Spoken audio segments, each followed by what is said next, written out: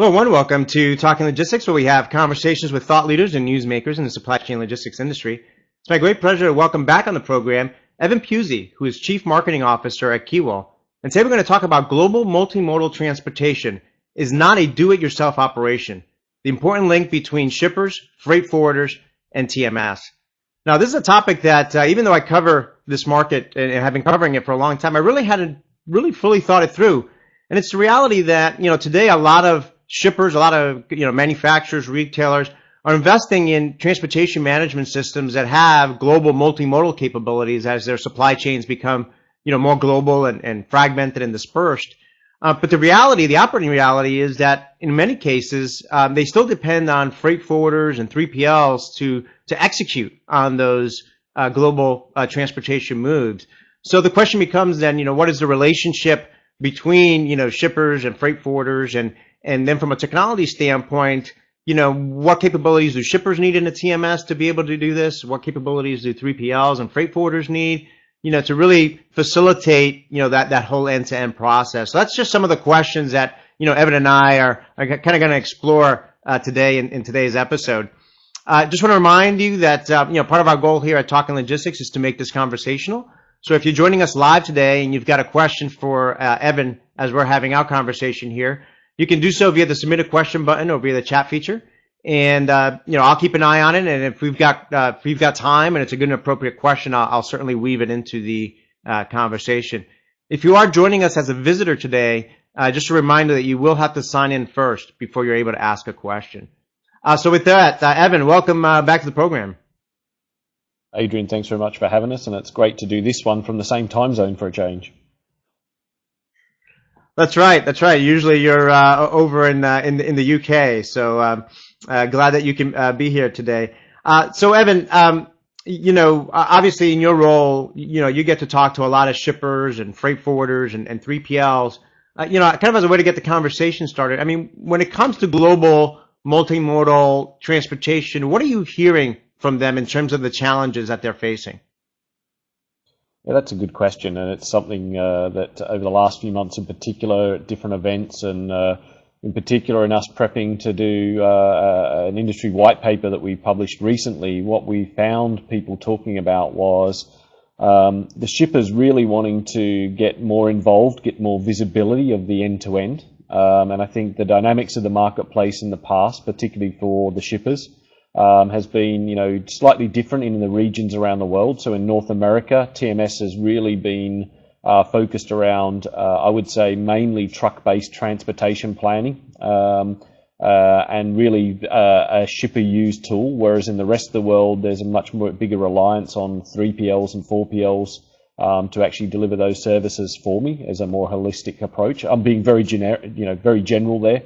I know there's, versions of both in play in multiple places around the world.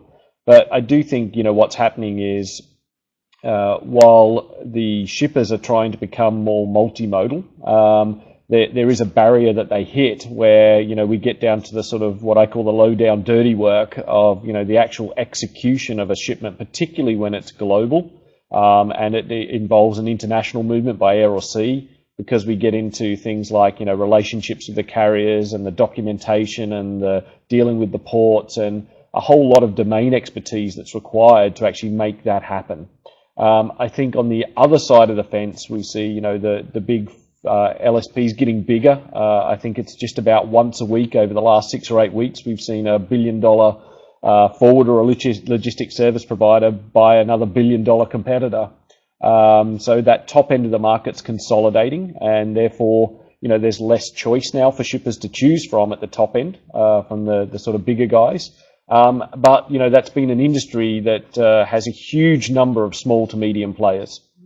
We're talking tens of thousands of small to medium forwarders and logistics players globally. And what those guys are going to struggle with is that the more common standard business, day-to-day sort of shipments are going to get sort of gobbled up by the big players, because this is a very low margin business for these guys, and the more volume I can put through, the better chance I've got of making more profit.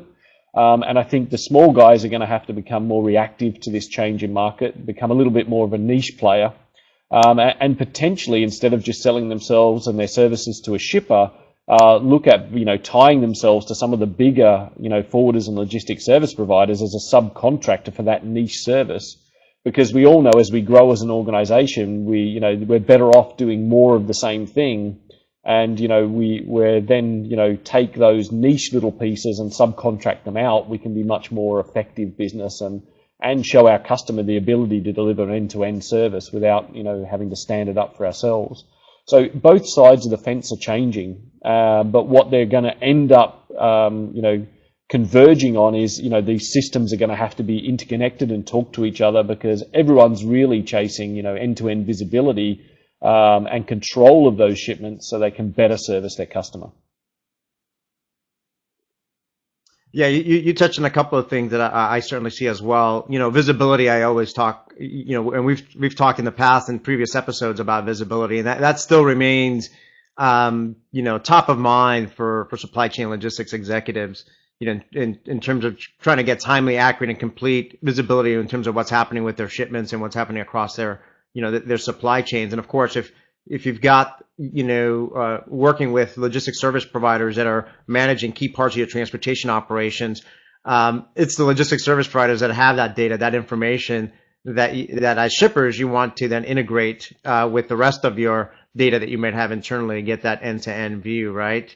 Right. And then you talked about convergence, which is another thing that's happening in the 3PL industry, these mergers and acquisitions. And I think another aspect or dimension of convergence that I've talked about is the coming together of, managed services, technology, and, consulting. And for a lot of shippers, they're actually looking to the 3PLs, for some of that technology, even for TMS capabilities. So I think it's a very, interesting dynamic that's, taking place in the industry.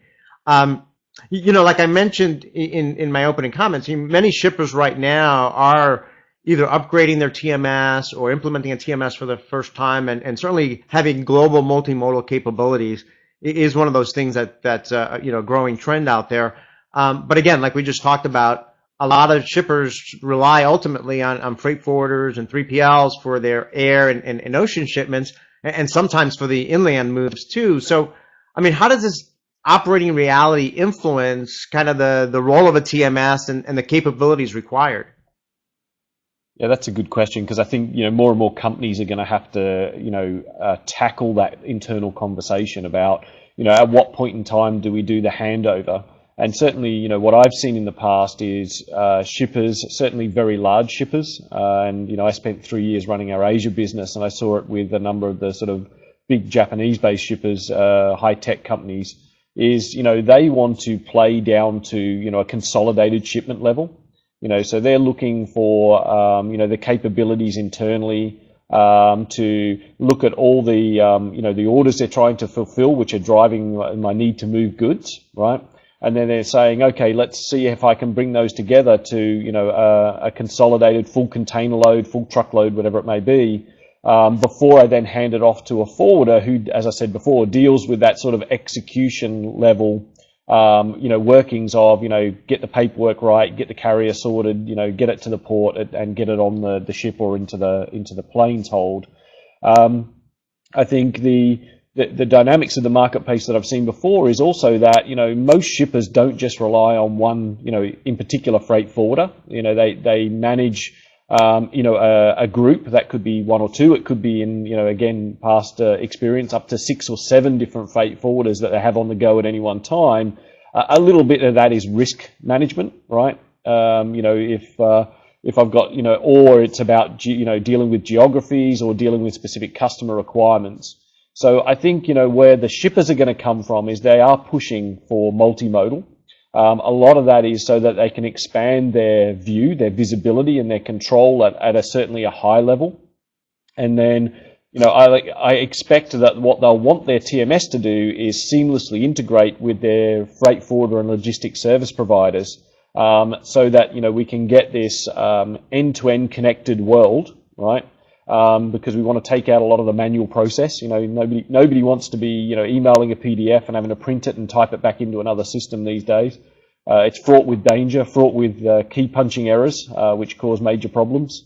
And then that control layer, we can then start to deal in an exception managed world, We can share that visibility between both parties, and as those exceptions occur, we can come together as partners in trying to make sure we fulfill the end customer's requirements, doing those shipments, deal with those exceptions, looking at the same level of data in our systems because we're sharing that information across those environments.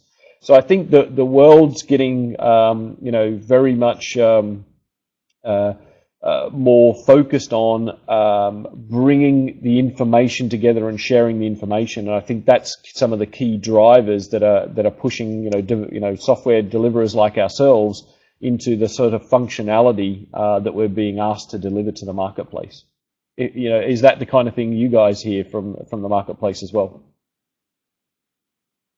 Yeah, certainly. I mean, I think I look at it from a couple of different aspects. One is there's the ability to communicate and collaborate, between the shipper and the 3PL partners. And you're right, in a lot of cases, shippers are working with multiple freight forwarders and multiple 3PLs across different geographic regions, right?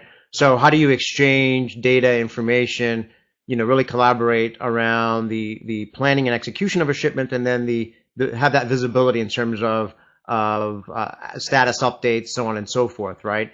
And then there's the aspect of the actual, what I would call more the features and functions of the actual TMS, right? The actual planning of the multi-leg moves, the optimization piece, and then, the actual tendering, to kind of kick off that whole process.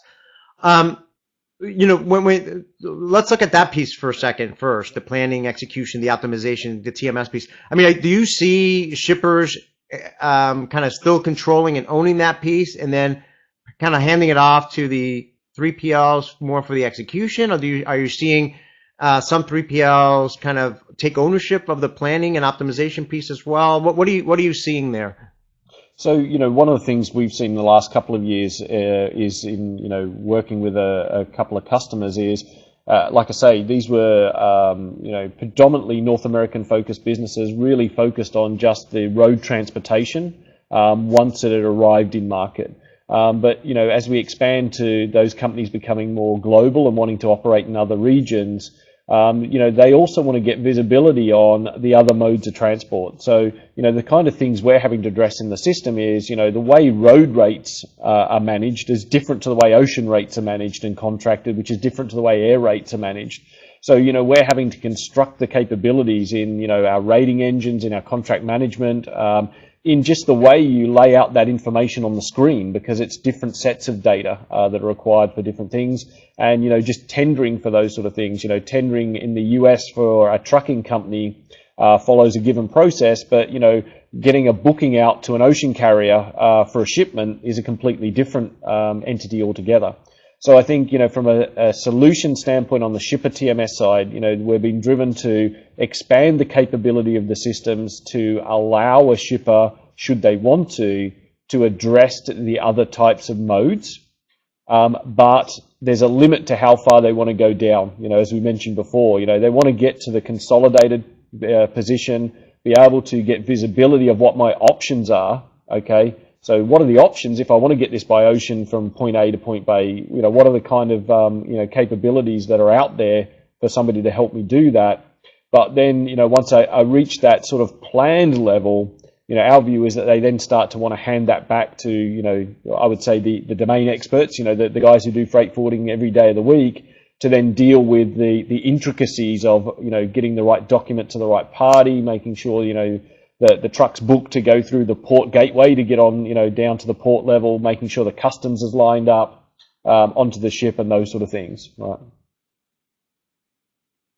Yeah, no, I agree, and certainly, I mean, you do see some shippers that particularly very large ones that have either a lot of imports or exports, that do have still maintain kind of direct control, if you will, around the ocean side, but certainly for air forwarding, that's almost exclusively done by freight forwarder partners that they have. So let's talk about now the communication collaboration piece, right? And the ability to connect with multiple trading partners. I mean, how are leading shippers, 3PLs, enabling better communication, collaboration, and coordination between them? Yeah, so I think the marketplace today talks a lot about sort of disruptive technologies and being out on the forefront. What I guess from a tech perspective we would call bleeding edge technologies.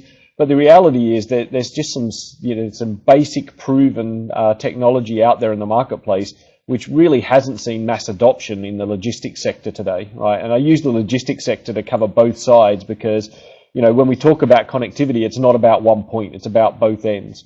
So, we cover different marketplaces. We work a lot in the retail industry. In my experience, the retail industry has adopted EDI, very heavily. I would say the majority of the marketplace now exchanges order and invoice information and, advanced shipping notifications electronically today because it makes most sense to do it that way. But when we get into the actual logistics side of that world, I think there's a long way to go for, what I would call proven, technologies like EDI to be better leveraged. Still today, forwarders receive a lot of hard copy documents. I don't know, the last time you went to a forwarding office, mine was, only last week. And they still, when you go to reception area, have a window cut in the wall on the right-hand side of reception where, a guy can come and drop, some paper documentation off, which people then take and type into a system, to commence a shipping job, right? What they normally call a job file, right? So, if we can take that manual layer out and we can get that automated and get the information flowing, from source and being shared to each of the parties along the way, so through to my freight forwarder who can then leverage that information to, go to customs and, in the changing world of regulation, even in here in the US today with, ACE compliance coming up where we're getting all the government agencies connected electronically, there's going to be more information that needs to flow quicker and faster. So, I think this collaboration, this visibility all relies on an exchange of data that has to be electronic because once I do it manually, I get mistakes and I get delays and it has to be as real time as possible. Otherwise, you undermine my capability to make good, informed decisions at the right point in time when I've got a problem I need to solve. Kind of building on that, and this was actually the topic of a previous episode together in terms of the power of networks, right, and communities. What is my perspective, and I've been a big proponent of network-based solutions because by default they bring together that connectivity network where you connect once to the network and you're connected now with multiple freight forwarders, multiple carriers, even on the regulatory side with customs agencies, so on and so forth. I assume obviously, being a network provider, that you're seeing kind of, what are you seeing in terms of adoption, understanding of companies leveraging the network model to facilitate that communication collaboration on the global transportation side? So on the global transportation side, I think, there is some big industry players out there that have built connections in different ways. And I think, as you mentioned, we talked about networks before, and in particular about, it's in specifics, a carrier network, right? And connectivity of road transportation in particular in that scenario, although it's, continues to grow and expand. And I think, for me, the network piece is more the technical piece. You want to get connected, right? And I think what we'll see over time is this community build up, right? Because, and I think, if we look at the industry, 10 or 15 years ago, even longer actually in the sort of value added network market, okay, the original carriers of those EDI messages, what they found was there was these individual sort of groups of customers that had, come together as networks, but without being able to cross those networks and connect and build this community, the real value wasn't there. So I do think what's going to happen now and why, both the shippers want to get onto, networked TMS systems, why the freight forwarders and logistics service providers want to get onto networked, TMS and carrier network connectivity, customs network connectivity is, I can add value very quickly without having to go out and build specific connections. I can get a broad access, okay? So from a shipper side, I've now got more opportunity when I go out to market in seeing what's out there and what capabilities are on offer. From the freight forwarder and logistics service provider, side, I can now enable many more services, and in their case, in a business which is very low margins, sometimes those value-added services is really what makes the difference on the bottom line. So being able to use, customs network and, value-added, being connected to the bookings, ocean bookings networks and those sort of things is where real value can be driven for their businesses, but because they're able to sell those services because it adds real value to their shipper customers. Yeah, and I agree, and I think going back to what we talked about earlier in terms of being able to provide that visibility, particularly when you've got a very fragmented or leveraging a number of different parties, to manage that end-to-end transportation.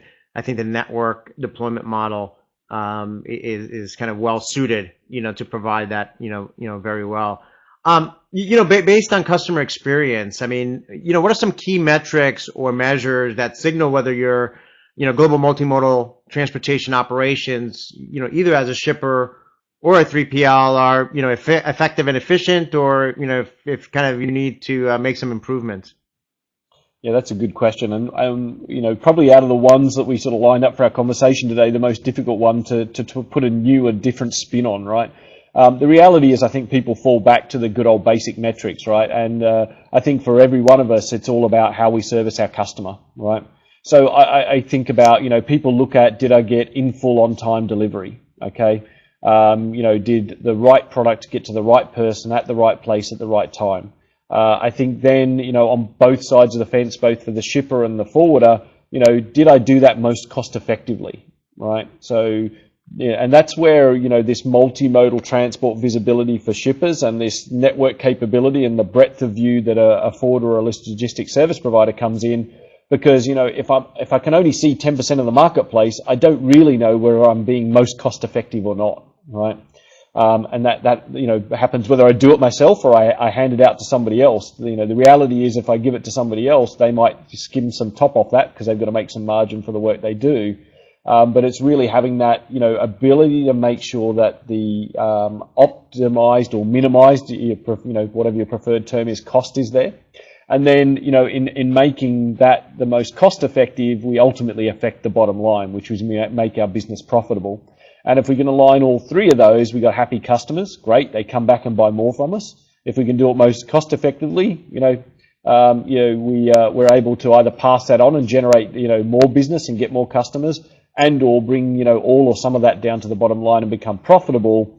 And guess what? A profitable business is a good partner, right? Because a good partner that's profitable hangs around. It's someone I can continue to do business with going forward. And I think, there's been an undertone in the industry around, trying to, certainly, if we be very generic here, shippers trying to get the cheapest service they can get out of the logistics service providers, which drives margins, on average in that industry down to 4 to 8% gross margin. But I think we're starting to see a market, awaken to the fact that we've got to find a balance there because, unless that company's able to survive profitably, it won't be there. And if it's not there, I don't have more choices, and there I don't get that sort of supply and demand effect. And I think that's part of, also what's, what will drive some of those metrics, is just making sure that, it's not just me, the shipper that's profitable, it's the whole network that's profitable. Because, if we look at the supply chain in general, it's been discussed for years now that actually we no longer compete company against company, we can compete supply chain against supply chain. And everybody's got to be in it as a connected, cooperative trading partner, to make that really happen. Yeah, no, great points. I mean, one of the things that I see, and kind of in addition to what you just talked about, and this goes back to kind of the visibility piece, the reality is that with these global moves, there's a lot of black holes in the for a lot of shippers, right? And truly, so one of the kind of critical dimensions is, cycle time, or the understanding where the long delays are occurring, right? Is it in a particular port? Is it with a particular carrier? Really trying to,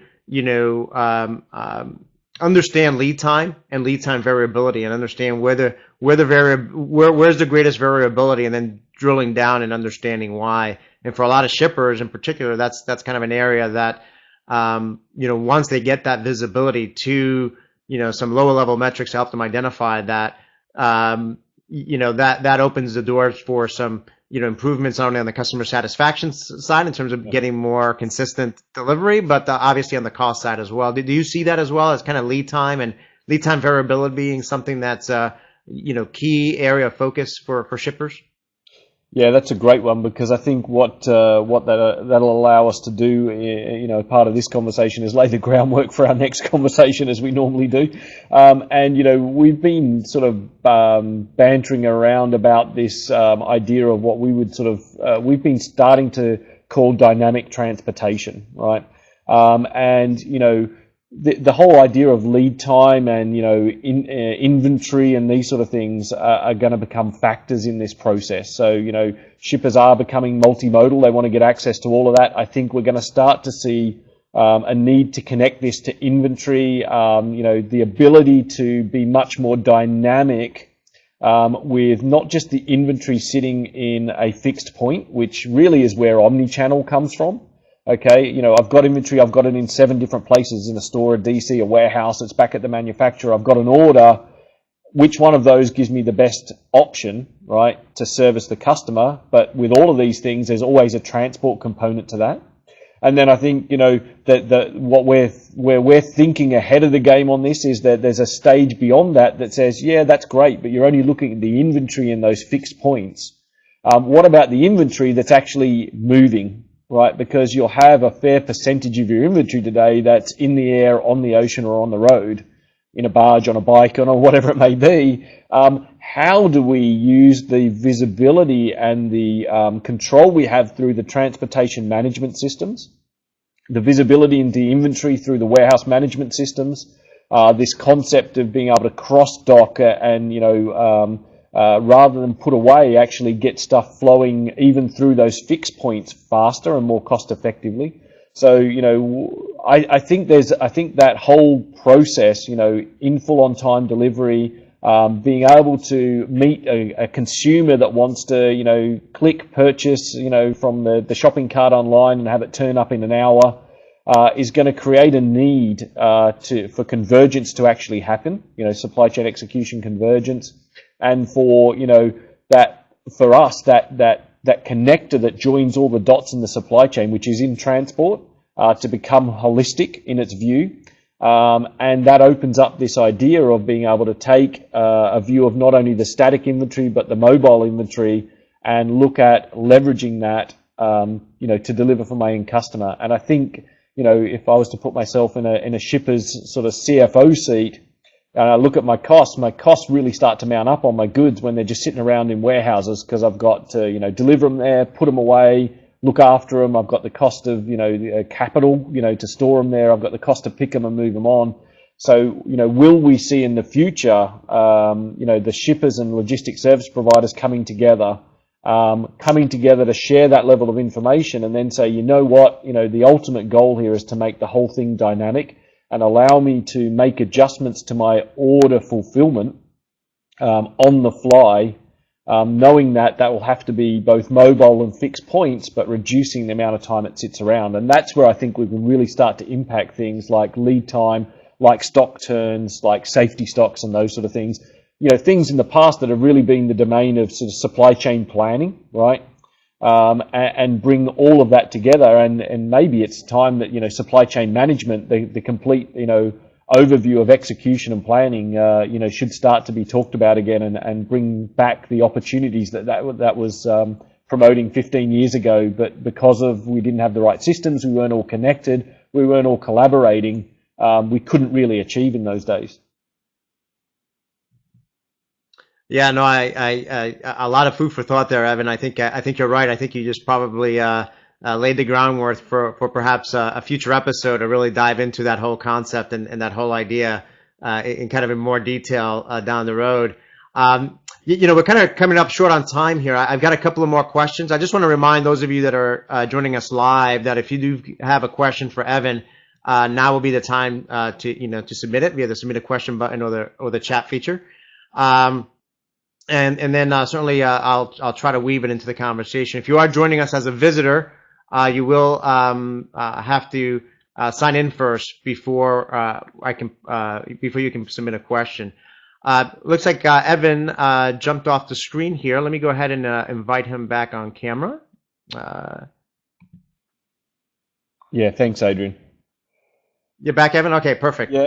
So, kind of another question that probably lends itself to having a kind of a focused episode around is, if you're looking at it from a kind of a 3PLs or freight forwarders perspective, we talked about the shippers kind of really investing in global multimodal TMS solutions, and I think for most people in the audience, they might be shippers and they may be familiar with what a TMS is and what kind of capabilities they're looking for. What about from a 3PL perspective when it comes to global multimodal and being able to execute their end of the process themselves as well as support their shipper clients? I mean, what IT capabilities must they have to again meet these shipper expectations? Yeah, so I think traditionally in the logistics, we would sort of generally call that the logistics service provider side. There's been a group of what I would call, just good old standard freight forwarders doing, ocean and air shipments. There's been the logistics guys, and they can be anything from just pure, road transport carriers or road transport and warehousing. And then you've got the sort of affiliated groups like customs house brokers, particularly here in the US market, that help us sort of join the dots on that physical movement with the compliance side, the legislative needs. But that industry has been consolidating, and the reason for that, it connects to some of the comments we made earlier about thin margin businesses needing to do value added services. So we're seeing now the freight forwarders want to become broader logistics service providers, and the trucking and warehousing guys wanting to do freight forwarding and get into customs, which is driving a lot of the consolidation also that we're seeing in the marketplace. So from a system standpoint, traditionally a freight forwarder wanted something that allowed them to prepare, again, industry-regulated documentation for air or sea shipments, right? To connect to the carriers and find out where their schedules are, their shipping schedules or their, flight schedules, to actually, book space on a given flight to cater for a shipper's need to get those goods moved. To be able to actually, systems that managed all of the elements of the cost cycle of that, right? Because the main difference between a TMS, for a shipper or an LSP is, from an LSP view, they've got to record all the costs, and they've got to be able to allocate them to the right party and more and more today down to the right shipment and product level, because what the shipper wants is that information so that they can do a true, landed cost analysis of what, what real cost do I have in getting that to market. So we're seeing that environment change a little bit from dedicated companies buying dedicated systems for air, for sea, for road, for, whatever it may be, to now being actually I need, the suite of solutions that cover all of those facets so that when I go to my shipper customer, I can broaden my footprint that I offer them. I can do more business for them, and I can do more value-added services. So they're buying forwarding, they're buying transport, they're buying warehousing, they're buying, compliance and customs solutions. They're buying visibility and control so that they can offer that as a service to their shippers. We have some forwarder customers that are actually upselling that, to some of their key accounts where they're configuring, specific portals based on that exact shipper's needs as a value-added service. And what that's allowing them to do is get locked into that shipper. So it's the use of that technology to broaden the breadth of solutions they're providing, but also, get themselves deeper connected to that shipper and locked in for hopefully a much more future long-term partnership with their shipper customers. No, I agree. In fact, when you mentioned at the beginning of our conversation here, all the kind of mergers and acquisitions taking place in the 3PL industry, and certainly, from my perspective, a lot of those are being driven by financials, private equity folks and a lot of money in the industry looking to kind of create this financial synergy by rolling up these companies. But at the same time, if you talk to the executives at these companies, part of their justification from a customer facing side is that they want to provide scale and a broad breadth of services to their clients, and they're viewing that as a potential competitive weapon, to be able to provide more end-to-end solutions, which I think kind of aligns with what you said. And then ultimately, obviously, then that implies that from a technology standpoint, they're looking, or they're going to need the ability to, leverage their IT systems in a more integrated, holistic fashion to be able to address the, service their customers more efficiently and effectively. So Evan, as a way to wrap up, what advice would you give to shippers and 3PLs looking to enhance their global multimodal transportation operations, and what actions can they take today to get started? Yeah, so I think I think the businesses need to look at. If we talk about the shippers first, I think they need to look at how far do they want to come down the process, right? Because one size doesn't fit all. Okay, that works for most things, right? And I think it works in this scenario as well. If you've got the skills in house, or you want to bring the skills in house, and we have a customer that uses our shipper TMS. They used to outsource the entire process. They decided that didn't work for them anymore, that they wanted to bring it back in-house. That meant they had to react very quickly, because they left that decision till late in the recontracting process with their LSP, which made for an interesting implementation on both sides of it. But they knew what they wanted to do. They got the right people lined up to do it, and then they brought the right systems in, right? I think, from the LSP side, I think the big guys, the consolidation, will see a lot of, companies wanting to go down a path where they're merging businesses together on, we'll use a new system implementation to standardize systems and standardize process across the business, right? So that we can service the customers seamlessly from one application, rather than, you've got to log in on this system for that bit of your, those shipments, and this system for that. So I think they will be driven to start to consolidate systems.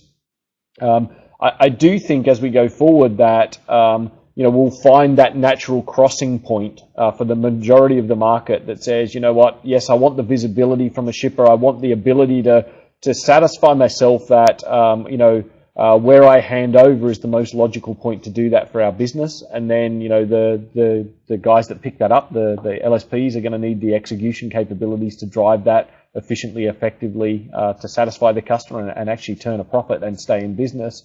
And I think, the visibility layer, we touch on that every time, I think, because it's still underutilized in the marketplace. Everyone does a lot of talking about it, but we still don't see as many people implementing it and using it to their advantage.